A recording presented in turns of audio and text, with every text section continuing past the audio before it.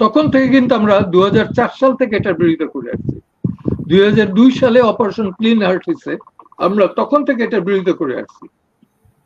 এবং অল্প কিছু আইনজীবী হলেও তাদের নিয়ে আমরা এটা প্রোটেস্ট করছি। দলীয় ভাবে যাদেরকে অন্তর্ভুক্ত করা হয়েছে, আপনি দেখেন অদ্ভুত একটা ব্যাপার, সেখানে অ্যাপয়েন্টমেন্ট নিয়ে কিন্তু কোনো ডিবেট নাই। কিভাবে অ্যাপয়েন্টমেন্ট হবে? যার যার পছন্দ অনুযায়ী, যে সংস্কার যেটা চান। এই ম্যান্ডেটটা দিছে কে? সংস্কার করার কিছু কিছু উচিত আছে, যেমন আর্টিকেল 70, তারপরে ব্যালেন্স, যদি দরকার হয় ওইখানে আপনারা সংশোধনী আনেন, ওই ইটা বাদ দিয়ে দেন, ওই কেয়ারটেকার গভর্নমেন্টের যে ইটা আছে সেটাকে নিয়ে আসেন। কিন্তু মূল সংবিধানে হাত দেয়া, মৌলিক অধিকার যেসব জায়গা আছে সেই সব জায়গায় হাত দেওয়া তো ঠিক হবে।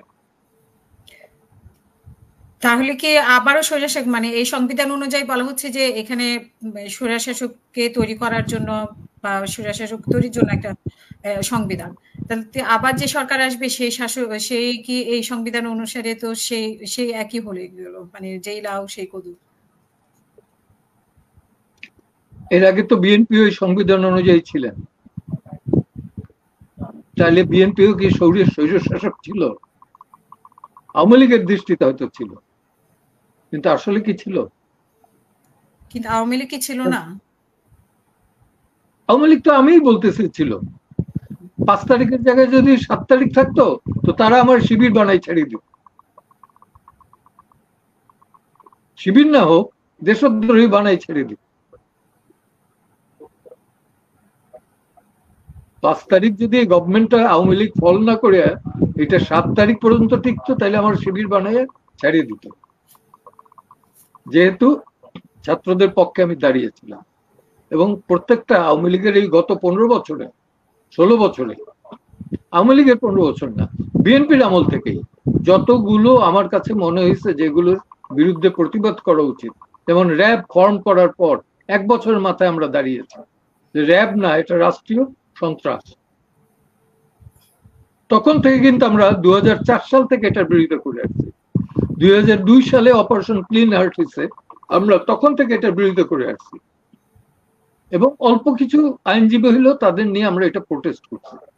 এবং পরবর্তীতে যতগুলো ঘটনা ঘটছে আমরা কিন্তু এটা প্রোটেস্ট চালিয়ে গেছি। নারায়ণগঞ্জের 7 মার্ডার আমরা ফার্স্ট দাঁড়িয়েছি, আমি কল করছি SMS দিয়ে সবাইকে, লয়ারদেরকে। আপনি আসেন। নাসিরনগরের ঘটনা আমি প্রত্যেককে কল করছি যে এই ঘটনা ঘটছে, আসো। আসছে 500 লয়ার হইলো, আসছে তো। রামুর ঘটনা একটারও কিন্তু বিচার হয় নাই, একটারও বিচার হয় না। নারায়ণগঞ্জের 7 মার্ডারের এনিহাউ একটা ট্রায়াল হইলো, এবং হইলো একমাত্র ঘটনা। আর হইলো ওই মেজর সিনা মার্ডার কেসের, আর একটারও তো হয় নাই, বিচার হয় নাই। এবং এগুলোর তো প্রতিবাদ আমরাই করেছি।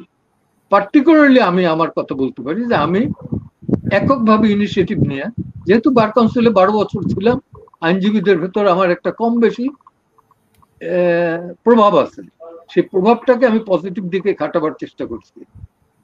তাদের কাছে এখনো বলি যে পারলে পরে বিনা পয়সায় মামলা কর, 1% কাছ থেকে পয়সা নাও।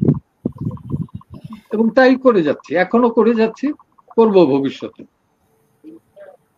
এবং যেটা আমি বলি যে সেটা যখনই সাদাকে সাদা কালোকে কালো বলা আমাদের অভ্যাস থাকা উচিত। আমরা কিন্তু সেখানে নাই, আমরা দলান্ধ, দলের প্রতি অন্ধ। দল যদি জুতার মানে ড্রেইনে পড়ে, তারপর আমরা বলবো যে এটা আতরের ভেতর পড়ে গেছে, আতরের গন্ধ আসতেছে।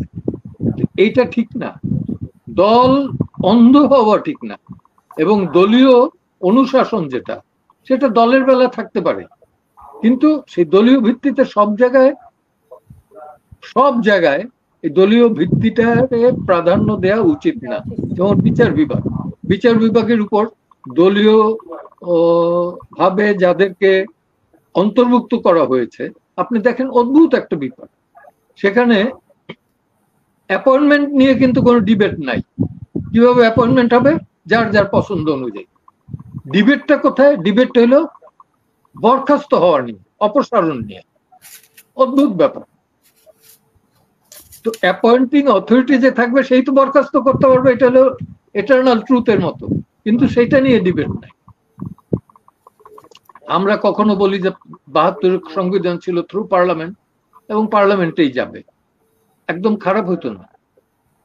আবার এটার বিরুদ্ধে ছিল যে আমরা বিচারপতি, কেন আমাদের বিষয়টা পার্লামেন্টে এদিক ওদিক এইরকম ওইরকম বলা হবে। তো এই অনেক আছে এইখানে। আমার এখনো বিশ্বাস যে দলের ঊর্ধ্বে গিয়ে যদি এইসব জায়গায় অ্যাপয়েন্টমেন্ট দেওয়া যায়, তাহলে পরে কিন্তু দেশে আইনের শাসন প্রতিষ্ঠিত হবে। আইনের শাসন যদি উচ্চ আদালতে প্রতিষ্ঠিত হয়, আইনের শাসন এবং দুর্নীতি উচ্চ আদালত থেকে যদি দূর হয় এবং আদালত প্রাঙ্গণ থেকে দূর হয়, তাহলে সারা দেশ থেকে একটা না একটা পর্যায়ে দুর্নীতি মুক্ত হবেই, এটা আমি নিশ্চিত। অসংখ্য ধন্যবাদ।